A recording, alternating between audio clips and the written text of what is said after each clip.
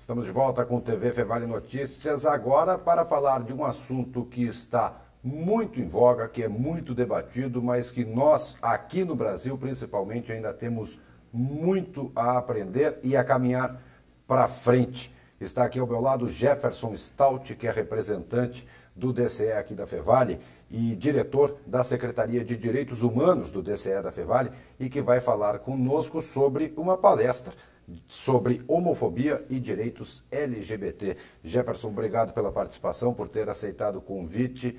Falei certo no início, precisamos caminhar muito para frente ainda para chegar aonde queremos chegar em termos de igualdade, em termos de humanização. Boa noite, Bruno. É um prazer estar aqui e poder compartilhar esse trabalho com vocês. Eu acredito que sim, né? A Constituição, a promulgação da Constituição de 1988, eu acho que foi um marco, assim, um avanço no que tange o direito, a liberdade e dignidade humana no país. No entanto, essa Constituição ainda ela não tem nada específico ainda vinculado à discriminação, né, vinculada à orientação sexual e identidade de gênero aqui no país, né? Acredito que os legisladores, o pessoal que legisla aqui no país, ele ainda é afeito a alguns conceitos de religiosidade, alguns preceitos religiosos, morais, né, e levam em consideração também os leitores do país, uma parcela dos leitores do país, né, que são conservadores, né, e que não vão receber de forma positiva uma legislação que tange as demandas LGBT do país. Nós temos um congresso ultraconservador que grande parte é contrário, sim, né, a que pessoas gays, lésbicas, enfim, a comunidade LGBT tenham direitos, sim, né, dentro da sociedade. Isso tudo será debatido dentro dessa palestra. Aliás, deixa eu só te perguntar, quando é a palestra e aonde ela ocorre? A palestra, né? ela ocorre terça-feira que vem, né, no Salão de Atos do Campus 1, a partir das 7h30 até as 22 horas, né? Como tu disseste, na verdade, é um assunto muito em voga, né? Nunca se falou tanto sobre identidade, né? Hoje a gente vê as coletividades, as minorias sociais cada vez mais reivindicando o seu direito de reconhecimento, né? De valorização cultural nacional aqui no país, né? No entanto, apesar de estar em voga esse assunto, ele carece de um discurso um pouco mais embasado, de discurso um pouco mais libertador, que tende a desconstruir algumas lógicas hegemônicas, né? Que produzem preconceito, violência, até mesmo a morte, né? Eu estava lendo recentemente uns dados do grupo gay da Bahia, que é o GGB, e eles observaram que um homossexual aqui no país, a cada 28 horas ele é assassinado.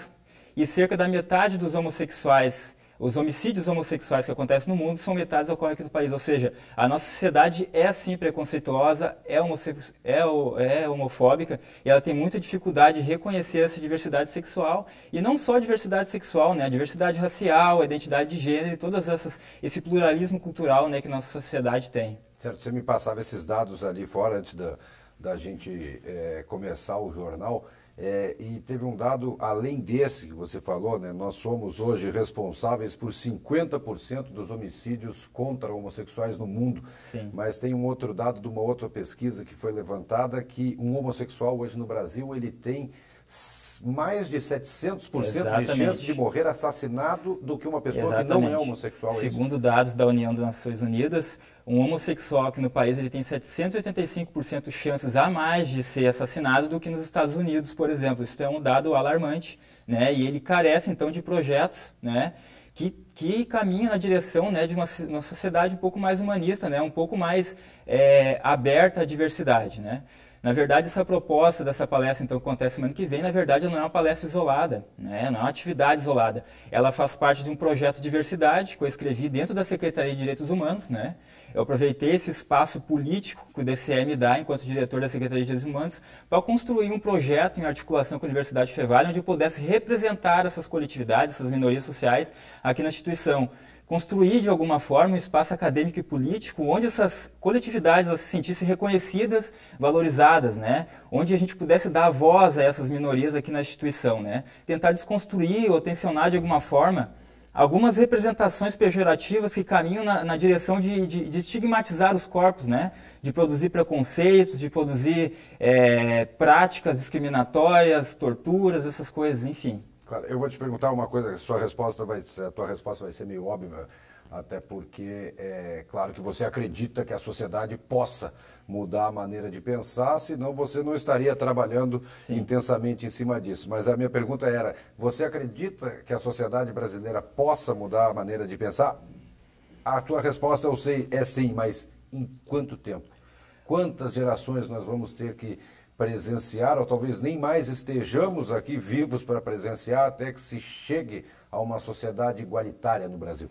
Olha, eu acredito, Bruno, que o primeiro passo é a gente investir na educação, né? Tensionar essas questões no currículo. Na verdade, o currículo também, como visto de uma perspectiva pós-totalista, ele também é perpassado por relações de poder, né? Dentro de uma infinidade de conhecimentos possíveis, a gente escolhe alguns e negligencia outros. Dentro desses conhecimentos negligenciados, relações raciais, relações de gênero e sexualidade também, é um conteúdo que deveria fazer parte do processo da grade curricular das escolas, que desde cedo as crianças tivessem a ambiência e a capacidade de perceber que nós somos diversos, né? Que existem diversas formas de agir, de vivenciar, de experimentar a sexualidade no contexto social. Quem sabe a partir daí, né, a gente poderia caminhar a passos largos na direção de uma sociedade um pouco mais igualitária. Mas eu te diria que a gente ainda está um pouco distante, né? Bem distante disso ainda. Certo.